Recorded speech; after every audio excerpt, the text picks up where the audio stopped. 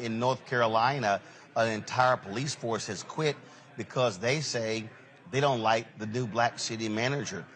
In a letter to the city manager, Justine Jones, in Kinley, North Carolina, Kinley's police chief and 4 officers, they say they are out. They have, of course, been with the department for 21 years. In a letter to Jones, this individual here, folks, is pretty laughable here. Talked about the department's growth, also said he did not see making more progress as long as Jones was the town manager. And this is the police chief here. And he claimed that since she took over, the environment changed there. This is Chief Josh Gibson. Of course, in addition to the 4 officers, the assistant town manager and the key clerk also resigned in protest of Jones's hiring. She's been on the job for about a month. The Johnston County Sheriff's Office will pick up the slack in response to the resignation. The State Highway Patrol in Johnston County will assist as well. The town is left with 3 part-time officers to run the department. Jones has yet to comment on the situation. What do you make of this, Larry? It's ridiculous. I mean, she's been on the job for a month. And, it's interesting to hear, the letter you read, and I had a chance to read the article in terms of, the change of environment, the feeling uncomfortable. Imagine how she feels, certainly if she's the only black woman or among a few number of black women who are trying to, meet the needs of the town. But the fact that they resigned, it doesn't add up. And like I said, especially she's only been in the job for a few weeks. But once again, this is the issues that black folks, particularly black women, have to deal with in the workplace. I think that's really what we should really focus on.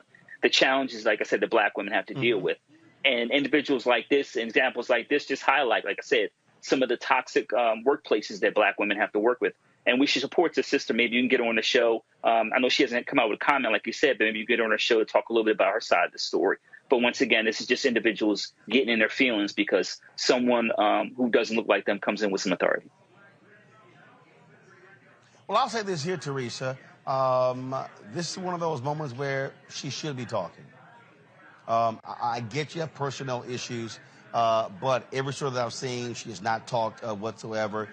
This is one where I do think it's important for her to communicate what she's had to deal with and really what's going on in this town. I'm sure. And even with a month's work of her being in that position, it's likely she went in with an iron fist. It's likely that she came out and said very clearly, what you're used to is not going to be the same. We are actually going to do some changes and reforms. And, I'm honestly, yes, I think she should come out. I think the messaging needs to be very clear about how she wants to restructure the office. And anybody else that wants to leave who plans on doing traditional practices, they have to leave too. So, yeah, it is time to clean house. So she's in there to, ultimately, I'm looking forward to what her statement has to say because she looks like she's there to do business. The article was very clear, and when she was brought in to be the town manager, that she was very interested in cleaning up that city. And again, if some individuals feel like they don't want to be a part of the program, or they don't like, the color of her skin, or they don't like that she is a black woman that is overseeing them and what they're doing, then yes, it is time to go. Put your retirement papers in, and we thank you for your service. And told Run Balmanas is here. She's only been there a month. Clearly, you got some people who are not happy with a new management style because they probably uncomfortable with somebody who's probably holding them accountable. When I first heard about this story, the first thing that came to my mind, and Roland and the doctor probably can back me up on this, there's an old movie called Blazing Saddles, where this country town gets a black sheriff. It's in the Old West.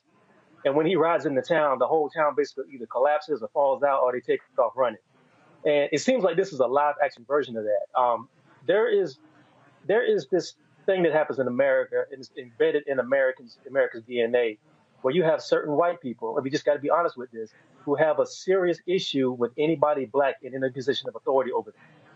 The idea of it scares them to death, and a lot of them cannot take it. And I think that's what you're seeing in this case. You see people who are used to having, again, like this other officer we spoke about earlier, having the power to arrest, having the power to imprison, having the power of life and death over a community. And when somebody comes in who's a reformer who says, I'm going to clean that up, they're automatically going to get nervous, and some people are going to leave, or they're going to make a statement like this. And then when you factor in the fact that this is a black person and a black woman, this is something that black people in positions of authority in the workplace, in executive positions, in legislative positions, in pretty much any position where you have authority, have had to deal with on one extreme to another.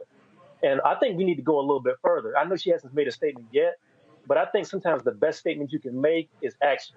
And I think what has to happen also, every officer that left, there needs to be a review of every case that they've had a hand in. Because why are they leaving? What are they afraid of?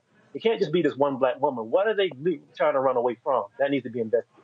All right, folks, back to our Roland Mark Unfiltered video in just one moment. Folks, Black Star Network is here.